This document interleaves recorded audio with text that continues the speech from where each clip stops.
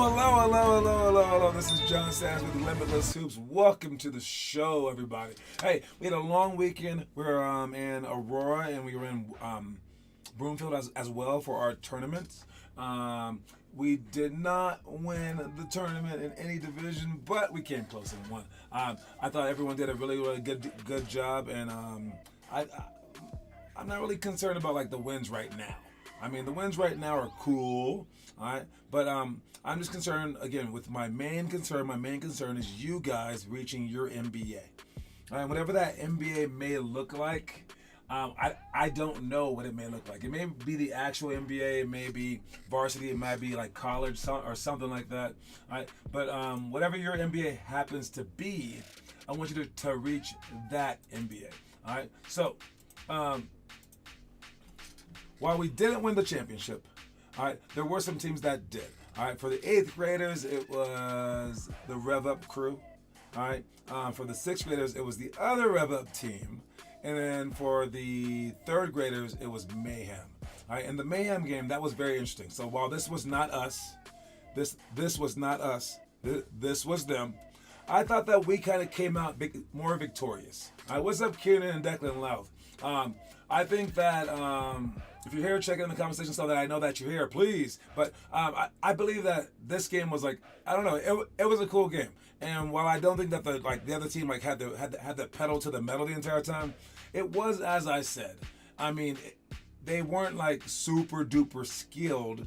They just had a group of like good players, and they had like one really tall player, and they had a pretty good guard. But I think that they, like many other teams, focus too much on trying to win at the moment. I do believe that. I like their team. I thought that they did a great job. They definitely beat us. But we were able to like keep pace with them with a group of like younger kids. We had one 4th grader, one 3rd grader, then 3 2nd graders. All right, that shouldn't be possible against like what's supposed to be like a top team. At that age level, but we were able to stay in front of them, and that was all that we really needed to do the entire game. And one thing that happened before the game was big. All right, our kids were joking around, laughing, and like running around because they had an hour in between their semifinal game and their finals games, and I finally like tricked them into just staying still and focusing, which was a monumental trick. I had to like threaten that they couldn't shoot in the game and all this other stuff. It was crazy. But they finally just sat there and they focused on the game. Or at least like focused on not losing all their energy. If we didn't have a player foul out, I think we would have ended up winning that game in the end. And then in the very end, we were about to lose, and then Declan made an awesome defensive play when we had no chance at all. We should have got the rebound, but Declan went out there and he guarded some guy 20 feet from the basket. What's up? I see you in the comment section, Mello. And then he D'd the guy up and like fouled him, and the guy shoves him. It was crazy, and I like these crazy moments because usually when the things are at their craziest, I stay very calm. But what I've noticed is our team stayed calm too. That was really like special to watch. All right, someone shoves you. I mean, you got a little upset, but didn't retaliate. Because if he retaliates, now we don't have a chance to win that game. And we got 2 free throws down by 1 with a chance to win with 1 second left when we had no chance to win at all. I love that. I love that we were able to do that. And then plus, on top of that, even after the team won in overtime, we, as a team, I asked for our kids to do this, but they didn't have to do it, but they did it. I asked for us to go over to their team huddle, hand them the MVP trophy, hand them the team trophy. Our players would hand it to them. And then we sat around and clapped for them as they got champion pictures taken of them. I thought that was enormously huge, and I can't name another team that would have done that. Seriously, so I think that we're raising our kids the right way, and it's going to be an amazing testament to who you guys are in the future, to be able to try your hardest to win something that is like momentary, and then realize as soon as it's over, that there's more to life. You have to balance those two things out. If you can balance those two things out, then you can go as hard as you possibly can towards your goals, because that's the goal. That's the story. It's to say, well, are you able to go as fast as you can for as long as you can? And if you had a choice, and we were all trying to go to the NBA, and I was like, all right, How fast do you want this car toward the NBA to go? And how long can you stay inside the car without taking a rest? If I said, okay, the car's gonna go 100 miles an hour, are you okay with that? Or is that too fast for you? Do you want it to go slower? Knowing that we only have so much time to make it to the NBA. And once we start going 100 miles an hour, how long can that last? Can you do it 3 hours a day? Can you do it 7 days a week? Like, what are you able to handle? And if your answer is like, oh, I can handle 2 days a week and 20 miles an hour and we'll go 20 minutes a week, well, then you're not going to make it there, okay? But if you're like, oh, I can go 100 miles an hour for 8 days a week, and then you fall flat, well, then you were wrong. All right, so it's a delicate balance. And for that balance, what's up, Teo Trio? I see you, man. And for that delicate balance of what you're able to handle and what you want, that's who you are. All right, and we have all these tricks to make you more inspired, to make you more hyped, to make you more to raise your stamina possibly. But in the end, it's whatever you're willing and able to do. And some people are just willing and able to do a lot more than other people. So if you happen to love basketball, you're in our program, so you have the chances to go every single day. Figure out what you're capable of, and then maximize that, and that's your best chance of making it. Let's start off with the quote of the day. The quote of the day is, be optimistic. All right, optimism is an enormous thing in basketball, because you're sitting there and you have to somehow find the energy to wake up in the morning. Somehow find the energy to go to school all day and then come to practice afterwards. Somehow find the energy to go out there and lose a game, then come back and try to practice anyways, right? Somehow find the optimism to go out there, even though you're only going to be 5'10" when you grow up and you have no chance to make the NBA, to still have that dream, right? All these things, they're all mental. And for you to be able to stay optimistic amid the myriad of reasons that you shouldn't be optimistic, it takes creativity. So this might sound like a very, very cliche thing, an easy thing where you're like, oh, just be happy, duh. All right, no, it's going to take an enormous amount of creative effort to be like, all right, my right hand's broken. Let me figure out how to dribble left-handed. This is a good thing, right? Or, okay, I lost the game, but you know what? That's going to inspire me for the next game. All right? And even be optimistic in terms of okay, you played your best and you won the game, but the team still doesn't want you. How are you going to be optimistic through all that? Right? I see you, Wes. I see you, Trenton. What's up, players? All right. So you have to be optimistic in the face of so many different challenges out there. It takes creativity. Don't forget that. And if you're unable to be optimistic, you need to be more creative. All right. And I know that depression is something, and other things like that. And some families don't treat everyone well, and some teammates are mean, etc. And they make it hard to be optimistic. But that just takes even more creativity. So work on your creativity out there and try to remain optimistic. All right. The stuff that we're doing today, we got a lot of stuff going on. All right, we got our homework for all of our Wednesday drills. We got fake behind the back, 3 decision drill, Reddick chase drill, anchor breaker crossover, penetrating field drill, sprint dribble, cone touch. On our website, you get to see all those videos to figure all that stuff out. But for tonight, we got judgment shots. That's where we stand on the side of you guys. Or I'm sorry, you stand on the side of yourselves and you say what they're doing wrong, what they're doing right. You stand in front of them as well, and as they shoot their shot, you judge them. You say, hey, your arm wasn't extended. Hey, your legs didn't do this, whatever. But then you shoot. And because you just judge them, you'll probably be more likely to do it right, but they'll be judging you as well. So you're going to perpetually get better during this drill. We also have 7-minute shooting, which you guys should have already done this weekend at some point in time. The best person in the history of our program here in Colorado is Kiernan. He's killing the scores. We're going to see what he gets today in our 7-minute shooting drill, but make sure you guys do it on your own as well.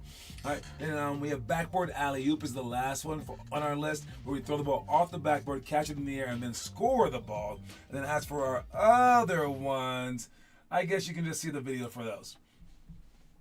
Cops and robbers. He's going to get it. You're going to chase him. Let's see if he makes it there. Go toward him, see if you can score it. Both ways, all the time.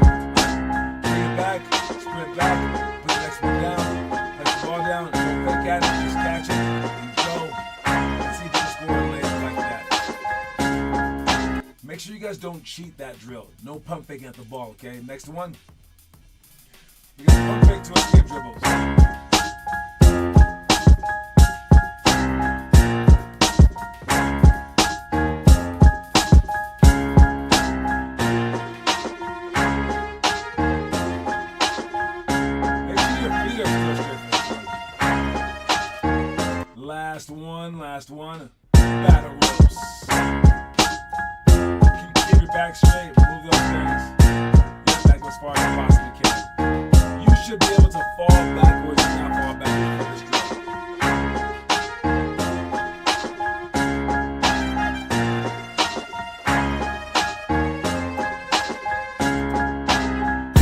got it. We're doing all those things today. But let's see what you guys have been doing on your own time. Has anyone been doing any work? Because you are what you say you do. Not what you, wait, I'm sorry. You are what you do. There you go. Not what you say you'll do. All right, we got scissor dribbles of shots by Lincoln, over the backboard shots by Lincoln, forearm shots by Lincoln, nice job. And then nothing else for the whole weekend. You guys too busy playing 18 billion games to do your homework? Possibly. We do play a lot of games. That's going to shorten up a little bit. We're going to be doing just our, Kieran did the pump fake to escape dribble. Let's see that. And then the Legend Series by Lincoln. That's a great drill right there. The Legend Series. We actually had a little kid do the Legend Series pump fake. It was the Rondo. Who did that? I think it was Donovan. Maybe it was Declan. I'm not sure. But someone drove to the lane, showed the ball heavy, and then came back and tried to shoot a jump shot. Maybe it wasn't even a kid on our team. I don't know. But it was pretty cool. So yes, use these drills to get better. And keep it up. All right. Oh crap, is that Elijah right there? Was he doing drills? Mello did a whole bunch of drills. Great job, Mello. All right, let's get to a few different topics of discussion since we had a big weekend in the NBA. Okay, first one is which one is which? I think it's my reaction. It's my reaction to this play at the end of the Nuggets game. So the Nuggets lost, but they won last year, so it's okay. All right. But toward the end of the game, one of the players called Jaden McDaniels, he tried to bounce the ball and try to dunk the ball in. That is a pretty tacky play. I will say so. And, you don't want to rub it into the other team's face because you're just asking for it. Now, I'm wondering what I would have done. So let's see what you guys would do. Let me know. So we got 27 seconds left. They could just dribble the ball out and just take the turnover. They could shoot a shot, but the game is well in hand. Denver's not trying to foul or defend, and this is what they do. The defending champions are gonna fall. All right, so he did kind of try to steal the ball. So if you want them to dribble the ball out, keep your distance. I'll say that. But after he got the pass, he could have just shot a shot, but he tried to dunk it, tried to bounce it and dunk it in. I would have. Oh, okay. So I wouldn't have hit him hard. I wouldn't have tried to hurt him. I can say that for a fact. But I wouldn't have tried to block it. I wouldn't have tried to block the ball. But not for what you're thinking. I wouldn't have tried to block the ball because I wouldn't want to get dunked on in this moment. I would have hit him, but not like totally hard. I would have just like grabbed him to make sure he didn't do it, to make sure he knew I was like, come on, dude, like that. And that's about it. So he took the bold approach and tried to block him, and it was a good block. He kind of fouled him. He did foul him, but he stopped the dunk from going in. So I like the fact that he stopped him. It shows some pride. 3, no. So what would you have done? What would you have done right here in this moment? The defending champions are gonna fall. Get that out of here.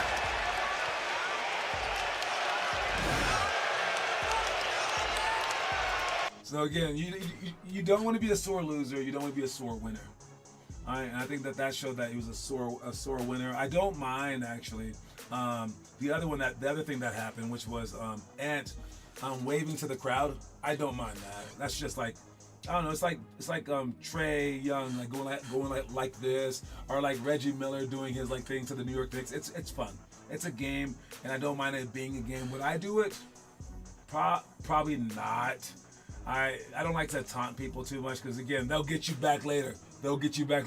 But I don't mind it happening, and if it happens to me, I'll be like, it's not worse than losing. So that's what I think about that. But what do you guys think about that? Do you guys have any reactions on your end? Was it a sore loser moment?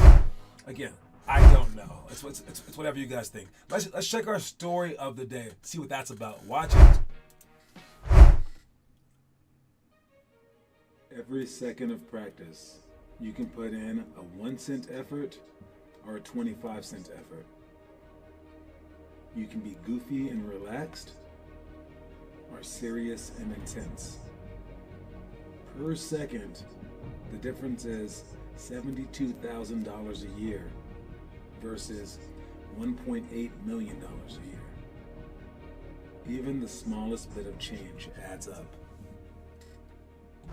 All right, now that is so true, man. Look, I hate when people give me change like $4 at the snack shack, and I'm like, "Are you kidding me?" And some lady was like, she walked over to me. I wasn't at the door when I was doing the door stuff. She's like, "Hey, I left your money for my admission at the door." It's an older lady, and then she goes, "And I left it in quarters." And she gave it to me all in quarters, and I was like, "That's hilarious." So I got all these quarters. I don't know what I'm gonna do with them. Because a quarter's like nothing. A quarter's nothing, and a penny's even less than that. But the difference between giving a penny effort and a quarter effort every single minute of every single day is astronomically different, because it's 25 times more. So when you're out there in the game, you might be able to get away with just putting your hands down by your side and standing up board for just a play.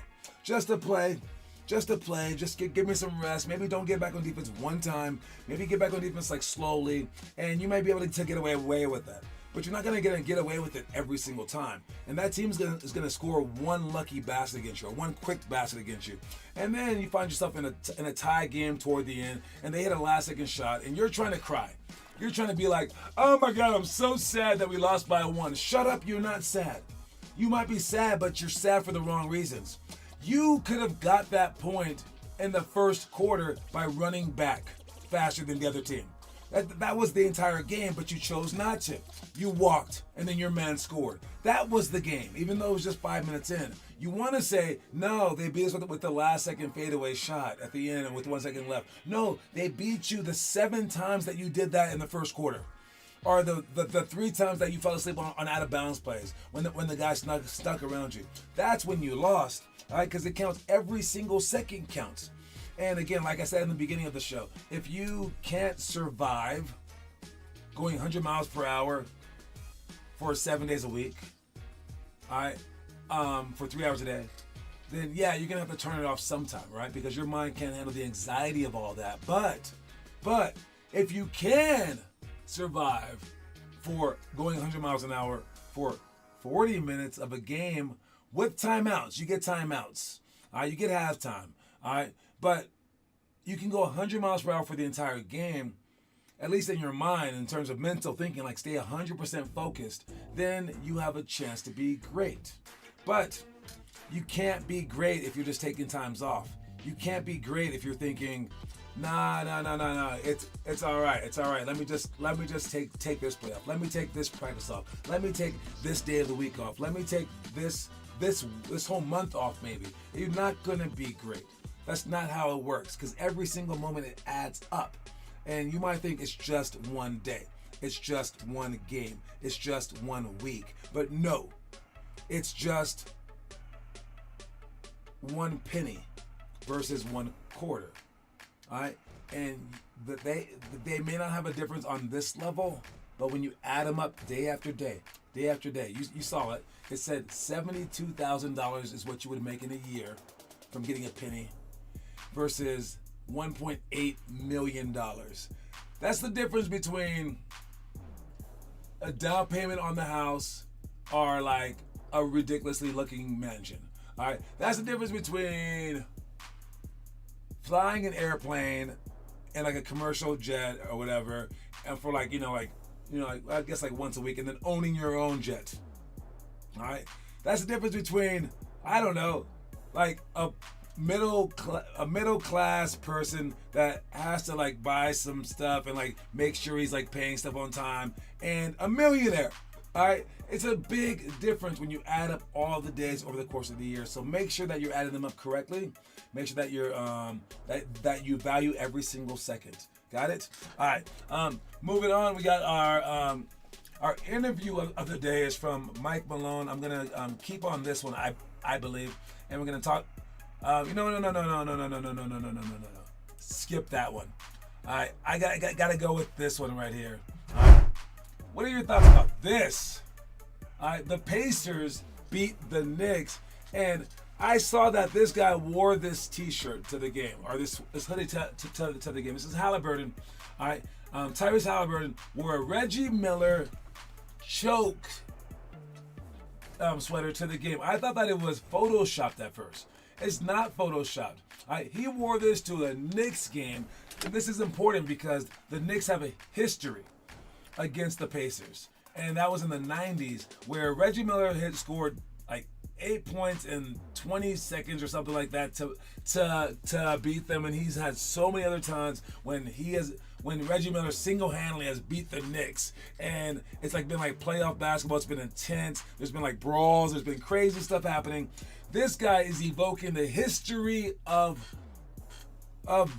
their series. But the funny part is, no one in the front office, no one on the court, no one in the broadcast booth except for Reggie Miller was involved in the team in the 90s and the team now. But yet they have a history. I'm bringing this up because, one, it's pretty cool that he wore that, and he also won. I don't know if he won it. I don't know if he wore it before the game, but possibly.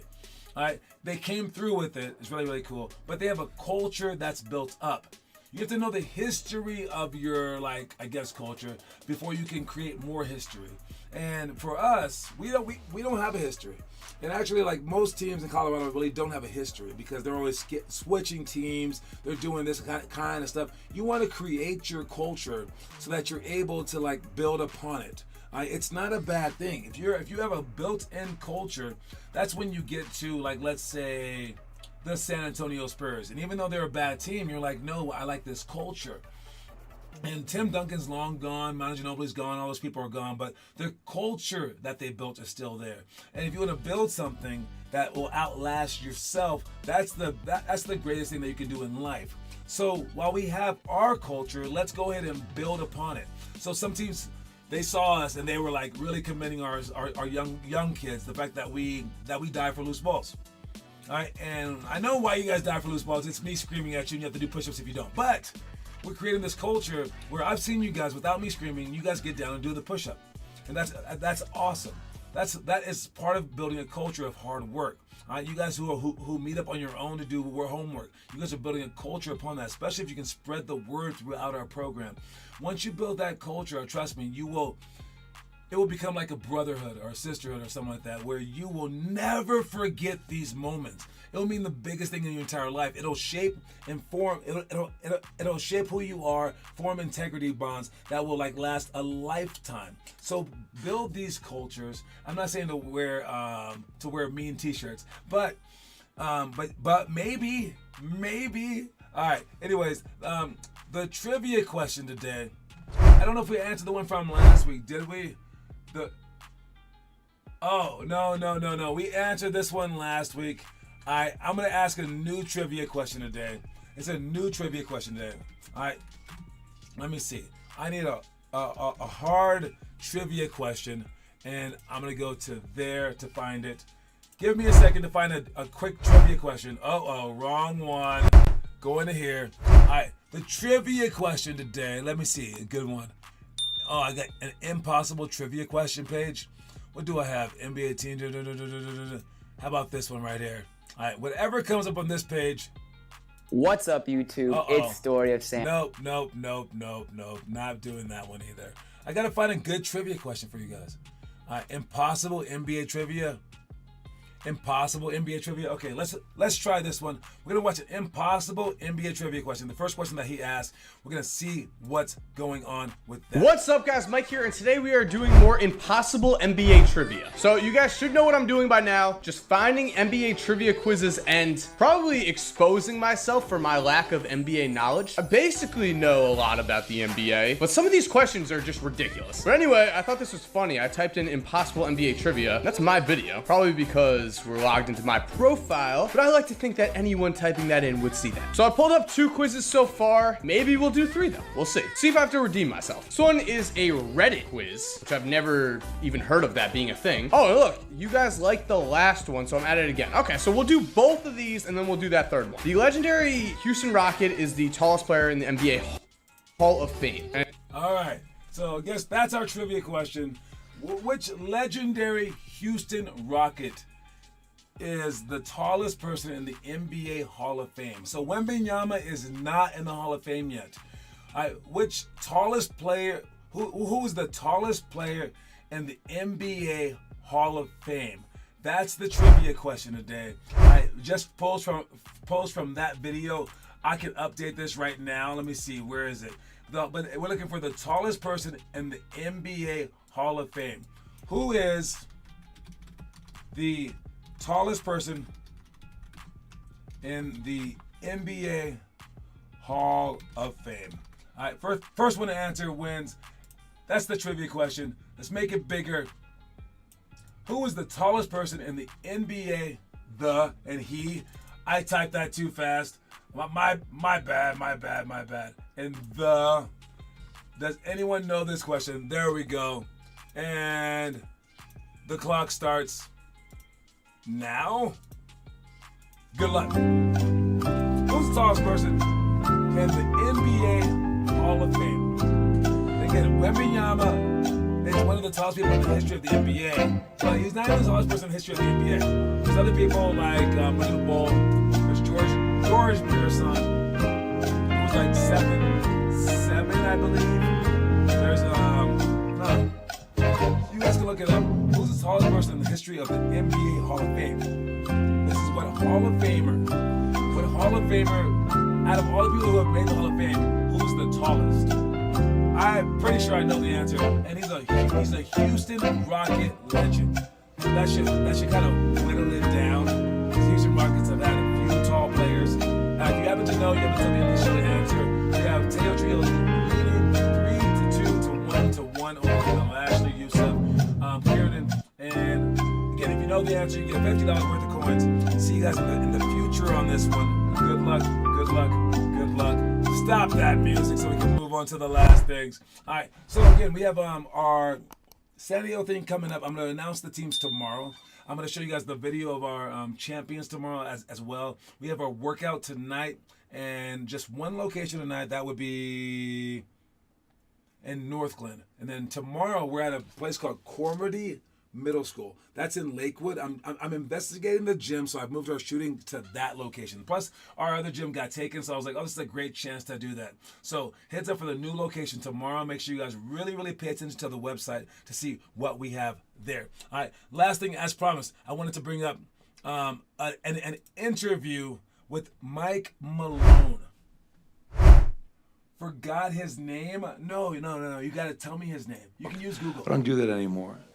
It's too emotional. You know, the sting of it is still too raw. So I think it's good for everybody to get away, for me to get away, and kind of reflect on the season in totality. Because right now, all I'm thinking of is that we are done, and that for me hurts. For our players, it hurts. Get back to work. You know, I mean, we all. So I don't really get the outrage over this interview. I mean, people were acting very strange. They said, oh man, Mike Malone is so hurt. Oh, he's so hurt. I'm like, yeah, he's hurt, but he's not like, I didn't think he said anything out of pocket.